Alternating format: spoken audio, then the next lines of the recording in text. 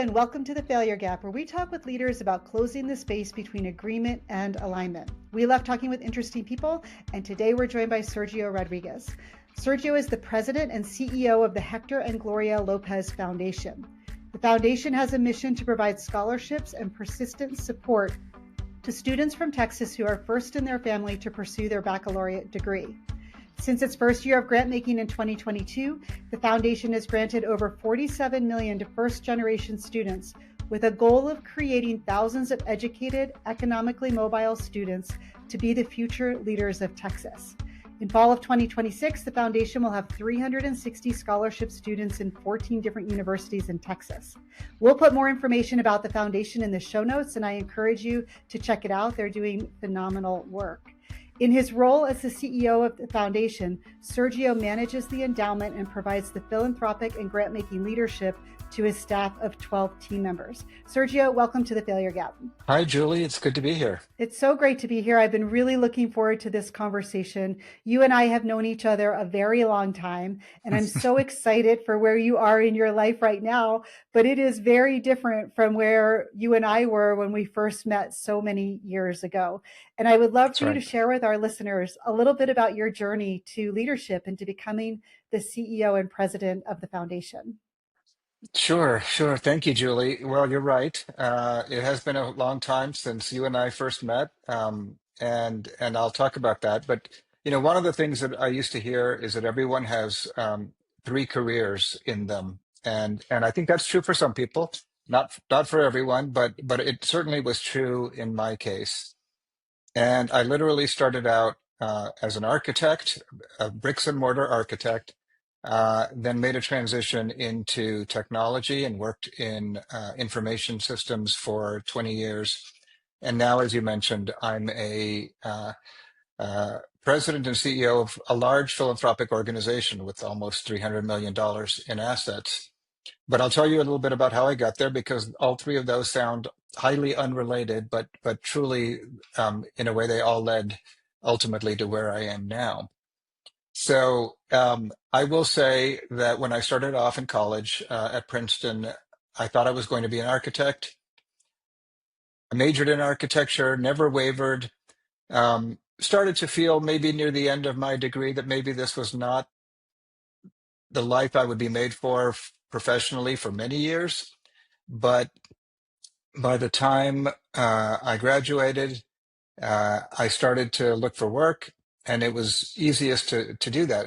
And I found a job at the U.S. Holocaust Memorial Museum in Washington as it was being constructed on the mall, and essentially worked for the museum as an employee, helping to oversee contractors, helping to oversee the architects.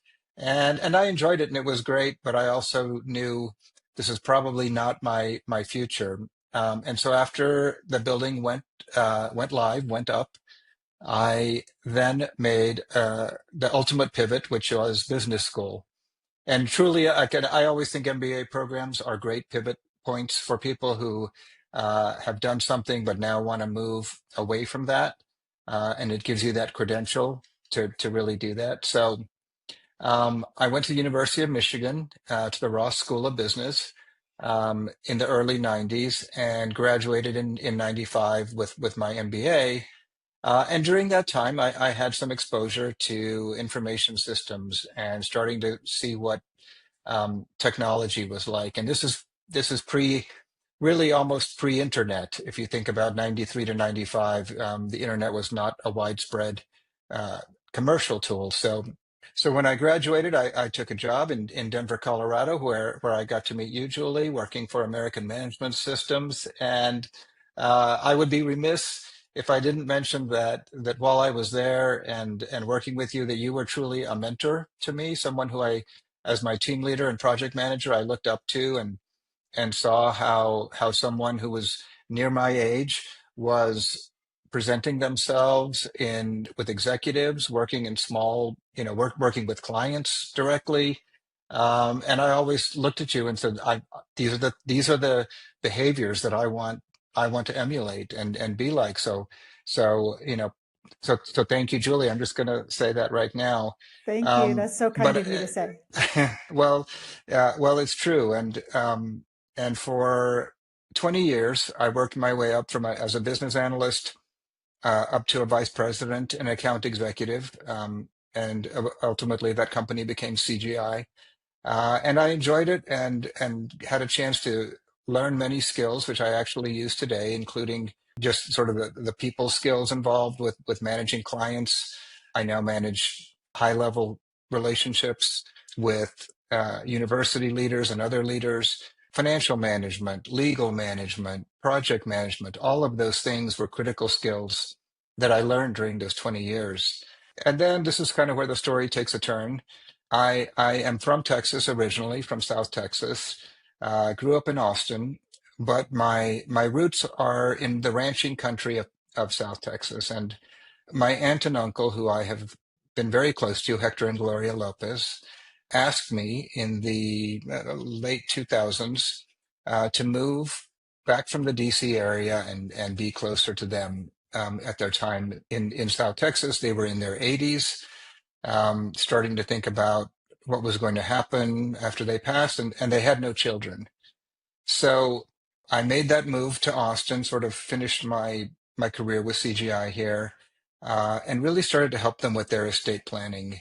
They were quiet, private people, but with a very large estate. They had close to 35,000 acres of ranch land in about 12 different ranches, but they had also set aside a significant amount of money, and they had talked for many years about higher education.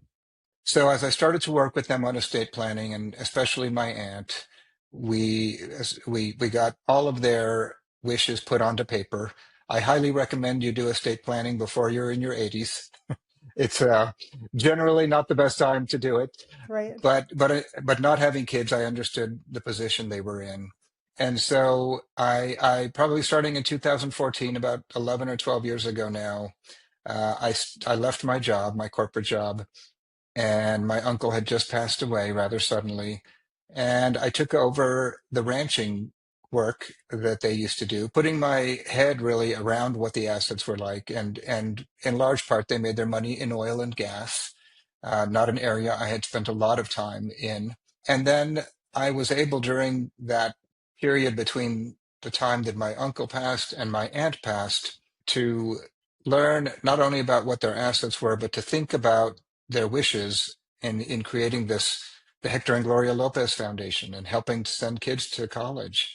And so I had 7 years until the time my aunt passed away in 2021 to do that. And it was a wonderful period of spending time with her every week, but also visiting with other philanthropists, seeing what had been done, visiting with universities, but without the pressure of having to make a large donation or a large gift decision under pressure. So it all worked out very well in the end. And so I now run a team of 12 people based here in Austin, and we give out between, say, 13 to $15 million per year in student support.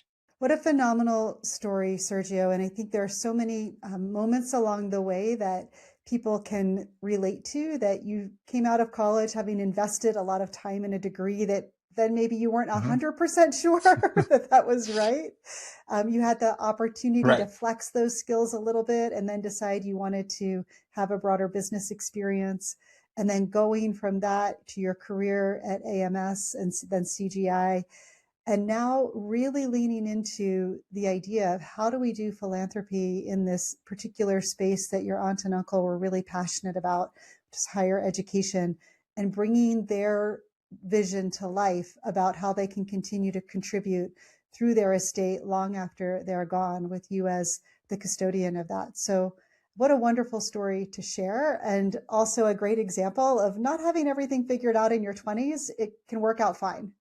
That's right. You don't know when the opportunity is going to come, and Yeah. you need to be ready for it. Yeah. Yeah. And I think that's something else that it sounds like you've done along the way is you've said yes to things. So, when your aunt and uncle asked you to come and help them, you said yes. And that was a pretty significant turn away from CGI and AMS, where you'd spent decades, and to go and have that, I'm going to call it an adventure. I'm sure there might be other Mhm. words you might use, but It was an open-ended yeah. adventure. That's right. Yeah. Like Choose Your Own Adventure. Remember those books when we were kids? Choose Your Own That's Adventure. right. Yes.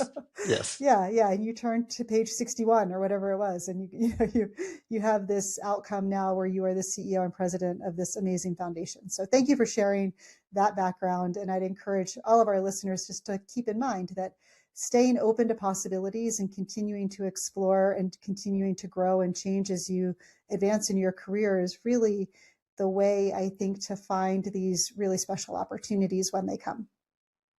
That's right. Yeah. That's Yeah. right. Well, let's dive in and talk a little bit about this space between agreement and alignment, because I think that certainly we see a lot of this in consulting, and you spent a couple of decades in consulting. And we also see it in philanthropy, where a lot of people say, I agree that I should, do these sorts of things, but it's very hard to get mobilized around what it takes to actually put a foundation together and bring it to life. And I would also just mention there's a lot of agreement around estate planning. Yes, we should do Mhm. estate planning. And for whatever reason, a lot of Yeah, people don't do it. And I that's appreciate right. your call to action. Get it done before you're in your 80s. Yeah, but let's pick your own adventure in this conversation, and I would love to hear from you any examples that you have of where you've seen, either for yourself or for a team, this idea of being kind of stuck, and we agree it's a good idea, but how do we get it done? Like, how do we move it to action? And what are some of the things that you've noticed about that? Sure. So one of the unique experiences I had in starting the foundation with my aunt is that I was there really from the inception. I mean, when she and I and the attorney sat in a room drafting the formation documents and deciding what it would look like and hearing my aunt's thoughts on it. But again, she was now in her late 80s when this was happening. And so I really had an unprecedented view of what it was like to do this and to start with essentially a blank sheet of paper. And one of the things that included, and when you when you form any kind of legal organization, is choosing who the board is going to be. And so, of course, my aunt said, "Well, you're on the board," and then we talked about others who would be on the board. And when you're at that point in your life, you think about your legacy and who you want to be, and you have to select young. Let's face it, you have to select some younger people. And at her age, nearing 90, they tended to be family members. So we picked some family members that we both felt were good stewards and good exemplars of the kind of benefits that higher education can bring to you. But then when my aunt passed away and I started really running this board, it was maybe not as easy as I thought to bring everyone along with me. And among other things, I had now two cousins who were sitting on the board with me. They were both older, probably somewhere between 15 and 30 years older than I am. And so my first thought was, okay, I'm already coming into this with a family dynamic, right? They look at me as the young kid that they probably saw, running around with his diapers on when I was 2 years old. Yeah. Um, so I had to sort of work with them. And even though I knew them well, sitting in a room together and making major financial decisions is an entirely different thing. And so I really had to think about how do we position ourselves? How are we going to make multi-million dollar grant decisions or investment decisions on the side, on the team and the resources that we need to do our job? And I will just tell you, it's human nature when you are not a ultra high net worth individual to really balk when you see six-figure, seven-figure numbers, and you have a decision to make about those numbers. So I had to really think about how do I move them along with me? How do I not get ahead of them? Because I'm doing this every day, and I tell this to my team all the time. We work on our tremendous, scholarship work every day. Our board members come in once a quarter. and they don't have the benefit of that. So I always have to think, how do we slow down? How do we bring them up to speed and not try to push things too far, too fast, and not get really the result that we would like. So I really spent a lot of time thinking about that. I increased the size of the board. I added some non-family board members to bring some objectivity to the room, that helped. That was non-family dynamic that put everyone on their best behavior. But I also just thought about what are the things that I need to do as a good board president to make sure we are all working together, that we're building trust, and that we're moving forward the way my aunt would have wanted. Yeah. It sounds like your consulting skills probably have served you well in some of this work. Yeah, I think that's right. One of the things that we get to do as consultants is deal with clients who are at various stages of expertise and of their career, in their position. They might have been there for 2 months, or they might have been there for 20 years. And being able to zoom back and forth and know when you're talking to someone that you're reaching them where they are, is definitely a great consultant skill that you learn. Yeah, yeah. And I really appreciate your call out with working with the board. And I think this is true in business too. We do quite a bit of work with family owned businesses that when you're in it every day, you can move at a different speed and have a different vision of the decisions that need to be made. But you have an obligation to engage the board in a way that helps them to be a part of those decisions. And that can be easy to agree, yeah, we need to do that, and hard in the moment to slow down and meet them where they are and bring them along. I'm curious, when you think about working with the board or helping your team to understand how to do that, are there any tips or tricks you have around making sure that you are showing up in that board space with the right energy and the right information to help them to engage once a quarter instead of every day? Sure. So while I don't think a board should be involved every day, I also think once a quarter may not be often enough as well. And so what I try to do is reach out a couple of times between board meetings, to each board member individually. Whether it's if they're local, it could be a lunch. If not, it could just be a 45-minute catch-up phone call. But in that catch-up phone call, you're hitting on some of the things that we're looking at the foundation, and it helps set the stage for the next board meeting when you can have those touch points, when you can build an interpersonal relationship that's not always with a group of 15 people sitting in a room. So, fairly easy with my cousins, although they weren't people who I talked to on a regular basis. They're, second cousins, in one case, and I have now sort of built up a relationship there. With the other non-family board members, it is definitely easier. And I should mention too, we have a variety of experience on boards with our folks. Some who had never been on a board, and some who had 20 years of experience and are attorneys. So we really had to bring a group together. But I would say, they say things move at the speed of trust, and I think that that's 100% right. If you can keep a line of communication open. I also send emails to the board when important things come up between meetings, just so there's no surprises, so they feel like they're being informed, and also to get their input. I mean, I want to hear now what their concerns are, not necessarily wait for the next board meeting. Yeah. I love how you're investing time and energy in building transparency. And that's, as we know, supports trust, right? So it gives Yeah. people the sense that you are actively engaged and interested in making sure that they are well informed. And I think that is something that we often know we should do, but it can be hard as a leader sometimes to spend the time and energy Yeah. on it. And so I Yeah. think this is a failure gap for leaders, right? You're like, yeah, I should do that, but it's God, I've got so many other things to do today. It And feels like a soft skill, right? It feels like a yeah, soft skill, but it yeah, is an important soft skill.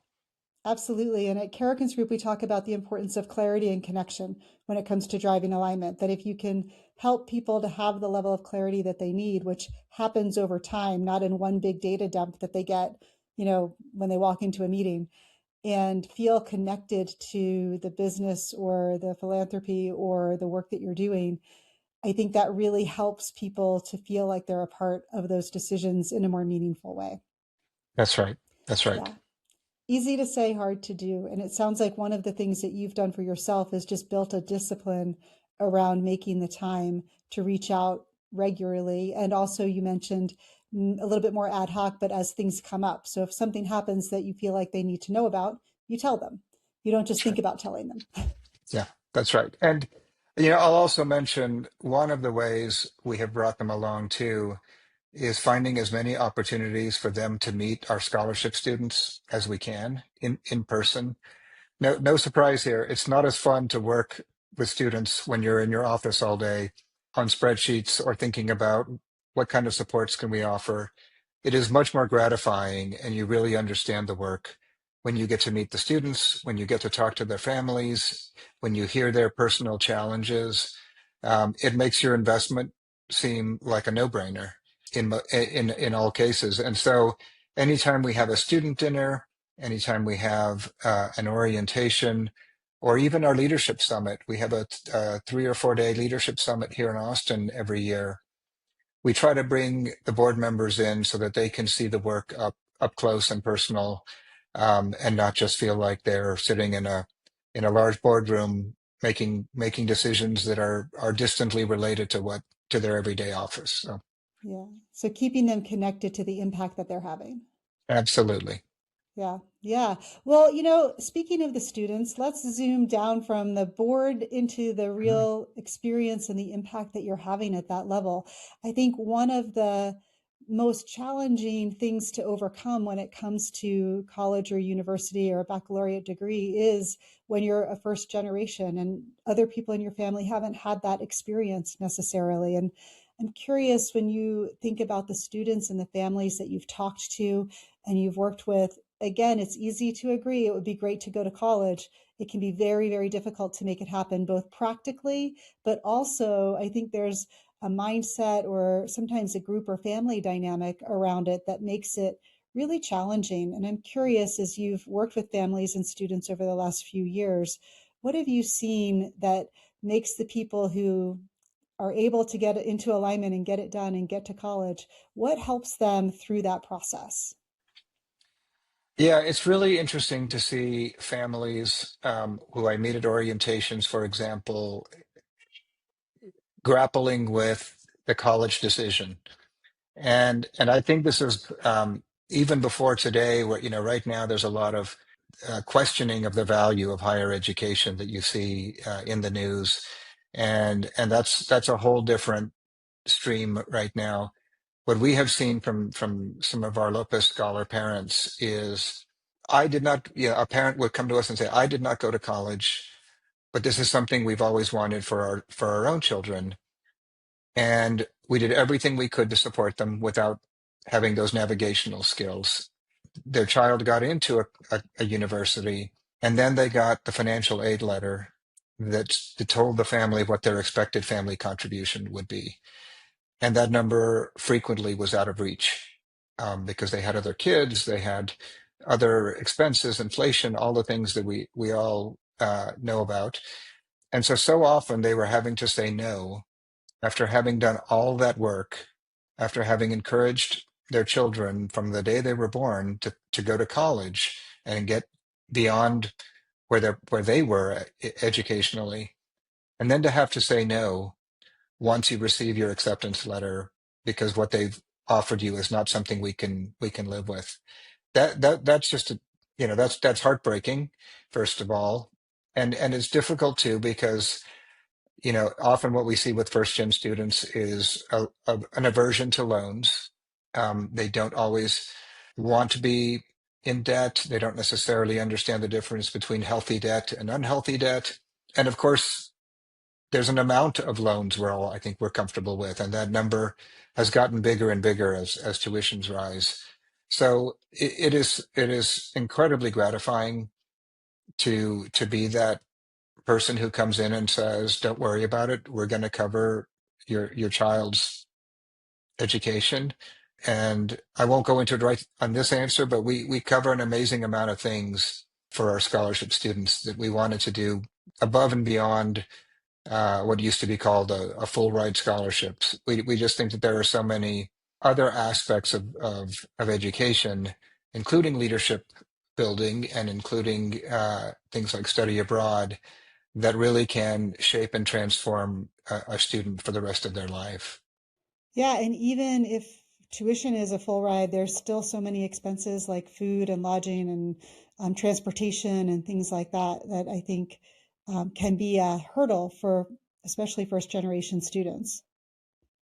Yes, yes.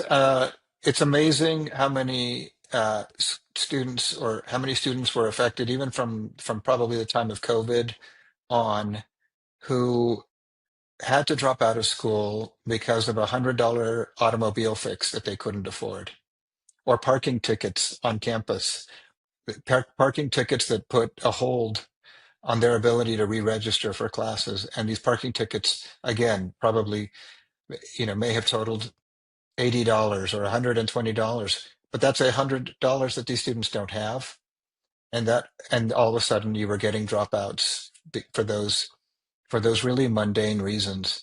So yes, the things that can stop students in their tracks are often really little things, and things the university may have even been doing inadvertently. So we have definitely included emergency funds for those things that happen, because they like to say every student is one flat tire away from not showing up for the rest of the semester. Yeah, yeah, that's amazing. And I think bridging that financial gap is so helpful. It sounds like also some of the things that you do in terms of orientation and helping the students to get their feet under them also helps to bridge some of the perhaps knowledge gaps around even things like how do you register for class, how do you get involved in housing, how do you show up for these things if you don't have a model ahead of you. Is there anything that you can think about relative to helping students bridge that gap and get really fully involved in the student life that they may not have just had exposure to? Yes, and this is a tricky area for universities. I was fortunate to go to a small university where things were fairly obvious. We didn't have 50,000 students, so it was fairly clear where you had to go, and you had roommates who would also be sharing that experience with you. But you can be at a very large university, and it can be hard to figure out where do I plug in? Where do I get this question answered? So one of the things that we have done as part of our scholarship process is that we pay for a resource, a student success resource, who works for the partner university. And their job is to make sure that that cohort of Lopez scholars, say it's 15 students, for their 4 years, that they are availing themselves of all the services that the university provides, and that we pay for, because it's very typical for a student, and especially first gen students, to not go to the career center to look at internships, to not go to see go to a professor during office hours when they struggled with a midterm exam or failed a midterm exam. Those are things that often are shameful, right? I mean, you're about to go talk to a professor and you failed their exam. You're about to go to a career center and have a mock interview. Things that I wouldn't want to do today myself. so so Right. so having a near peer resource who helps these students by showing them that these are actually fairly easy things to do, talking to them about what the benefit is of what they'll get, showing them that the people on campus are all there to help them succeed. Those things have gone a tremendously long way in helping our students. Yeah. Filling in those knowledge gaps, I think, is so crucial as students try to navigate what can feel overwhelming, especially at a big university. That's right. That's right. Yeah. Yeah. Sergio, do you have a favorite student success story or example that you like to share with people about someone who really has gone from, potentially thinking about, gosh, I don't know if this can work for me to being able to make it happen? We have a few students, and I'll also preface this by saying we are just hitting our first 4-year cohort next month in May. Congratulations. That's very So exciting. thank you. So we will start to have a lot more graduates, but we've had a few, and even before I kind of get to a graduate, there's a student we have in San Antonio who was brought in as a Lopez scholar, and she was a single mom with a probably a 2 or 3 year old daughter when she started with us. We were not sure exactly all the kinds of support that she was going to need, but we do provide for childcare. We provide health insurance and a host of other things as part of our scholarship. And the thing that amazed me about her is she was just so determined to succeed. She actually had a job for 30 hours a week off campus, and we already provide a living stipend. So we tried to make clear to her that she did not have to do those 30 hours. We would cover those salary dollars and still provide for her. She was so, yeah, and this is an interesting thing about our students who are often low income. What she heard was, "Oh, you're going to give me a living stipend. So if you give me a living stipend and I work my 30 hours, I'm going to have two income sources." And we at first we were very wary of what she's going to do with that, because that's 30 hours is not our ideal full-time student. They're all full-time students. And amazingly, 4.0, double majoring, actually trying to figure out how to take advantage of more things, and wants to go on to do law, and ultimately maybe advocacy around education policy. But what amazed me is just that, first of all, I should preface this by saying our students are not cherry picked the way many scholarship programs work. We do not pick highest GPA, SAT scores, ACT scores, interviews. We have an intentionally random program that selects from a pool of students, a large eligible pool, who have been brought into that university and recently accepted. So the fact that when I see students succeed, and I know that we have not gone out of our way to pick the most likely to succeed, it's incredible. But when you see her and you see that she's got a daughter on top of that, who she's a great mother to, it really makes you think about, you know, how good am I with managing my time? Yeah, That right. somebody can do that. Yeah. And it shows a lot of grit and determination, right? And I Absolutely. think, yeah, I love that story. Thank you for sharing that. I think it's really a great example of the kinds of people that your foundation is making education available to, and they are taking advantage of it and they're putting it to use, and they're going to go out and do great things in the world. Yeah, 100%. Yeah. Yeah. Well, I'm curious if you, as you think about for yourself, this idea of moving from agreeing that something sounds like a good idea and actually getting it done, you've stepped into a whole new world with philanthropy, and you've stepped into a whole new world as the president of the board or the CEO of the foundation. I think those are two different roles. And for yourself, if somebody was saying to you, gosh, I'm thinking about making a big change in my career, is there anything that you would encourage them to think about as they contemplate making a big change like that? I think you had a calling and purpose behind what you were doing that it sounds like was very important to you, and that might be one of the things for someone to look for.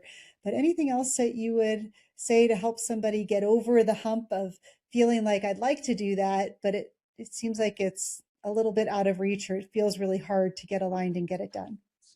Sure, sure. Well, one of the examples that comes to mind is, when one of the things that I did in that 7 years between the time my uncle passed and then my aunt passed, is when I found out I was going to be the president of the board, the first thing I thought to myself is, I have zero board experience. How am I going to make up that gap so that I'm credible so that I know what I'm doing when I have to start running this. And so I started to look into some of the nonprofits in Austin that have education in their mission, and talking to the leaders there, kind of understanding what my options were. And in some cases, I did some volunteering for those organizations first to get a sort of a on the ground look at what they do.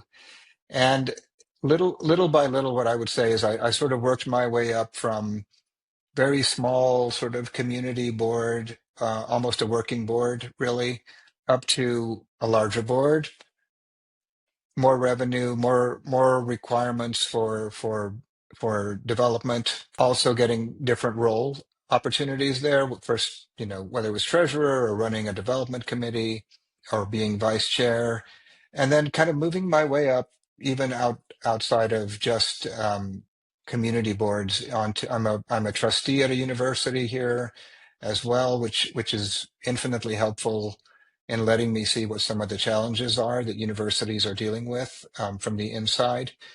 And so a lot of times I talk to people who are interested in philanthropy. Even on my team, I talk to people about what does that board experience look like?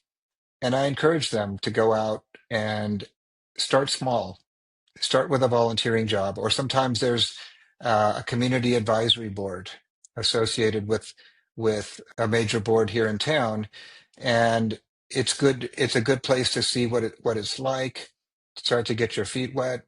I know when I started, I felt like I didn't know Robert's Rules of Order, and if I didn't know that I was going to look like an idiot, right? And then you go to a board meeting and you start to look around and you think, okay, no one's speaking in parliamentary terms here. They're just they're Right.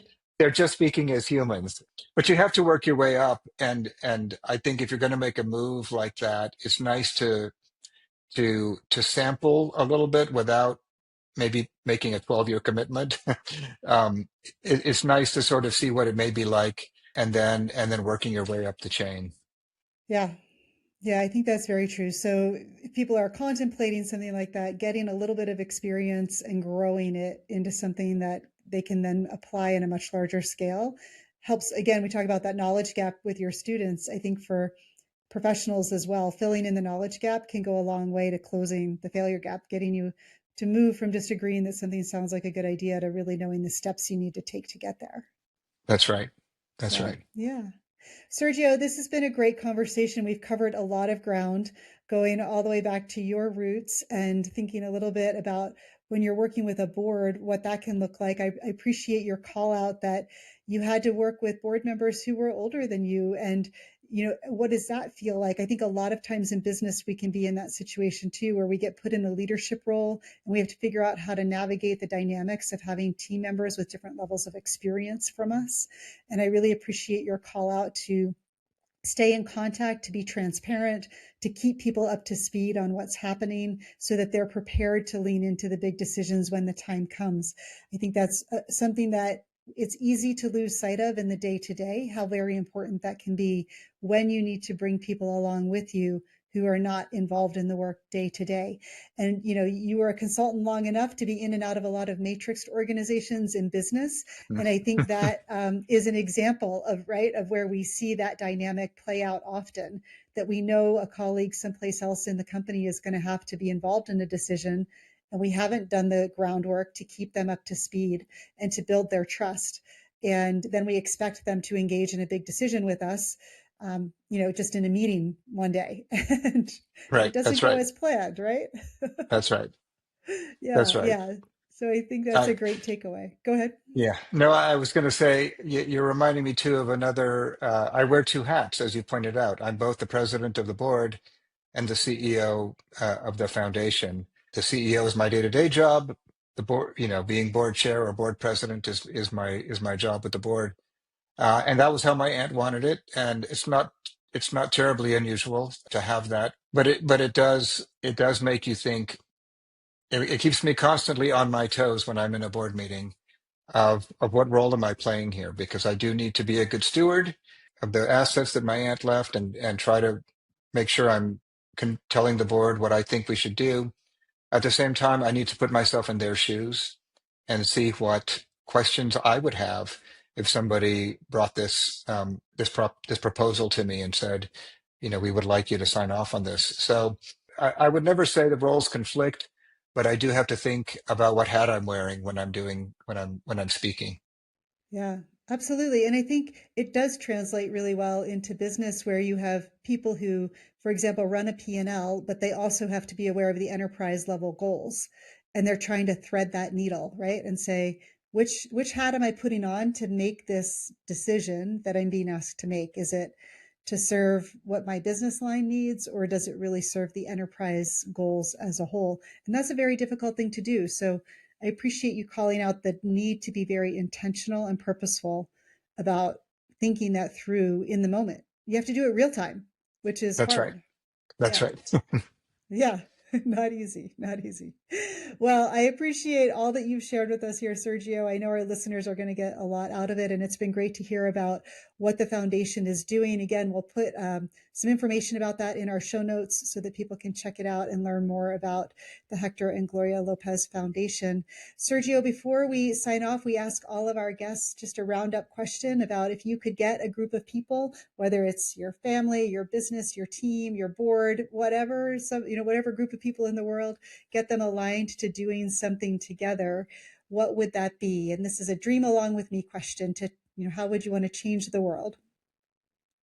You know, I think if we could all take a step back from some of the politics and the rhetoric that's happening right now, and agree that being educated is always a good thing, and it's not always around. We talk about economic mobility, and there's a lot of focus now on ROI for a degree, but an education goes beyond that. And I think if we could all take a step back and think of what an education does for us that doesn't just go into our pocket as in the form of salary, the way it makes you contribute as a community member, the way it improves your personal health outcomes because you're smarter about what needs to be part of your exercise or diet regimen, what makes you intellectually curious. I mean, all of those things are provided for by higher education, and it's not that you can't get those otherwise, but you learn a very specific skill set around just being curious and being knowledgeable and being a collaborator, someone who can work with people. And those things happen in universities today. I see the university experience not only through our scholars, but through my own daughters. It's very different than what I would call the very independent college experience that I had. So there are definitely real world skills that are being learned all the time in universities. And I hope people realize that universities are a force for good, and we should always can and should question how they're doing their work and could it be done better. But overall, I think we just need to think about how higher education has played an amazing role in this country. Yeah, I love that. And thank you for that call to action to remember that there's a lot of value to be had in the educational experience in a lot of different forms. So let's try and get people aligned to that as we go forward, a little outside of the rhetoric and into the reality of it. Yeah. Yep. Sergio, at Carrick's Group, we like to say to go fast, go alone, to go far, go together, and to go far, fast, get aligned. And it sounds like you Yeah. are going far, fast with your board and your staff and with the amazing students that you are sponsoring to pursue their baccalaureate degrees. Thank you for all that you're doing in the world. And a big shout out to your aunt and uncle, Hector and Gloria Lopez, for the legacy that they have left behind. It truly is special and unique. And I'm excited to see where you take it over the next couple of decades. So thank you for sharing your experiences with us. Thank you, Julie. This was a pleasure. Yeah, great to have you. And again, for everybody, check out the show notes. If you enjoyed this episode, be sure to like it, share it, and pass it along. And we'll see you next time on The Failure Gap.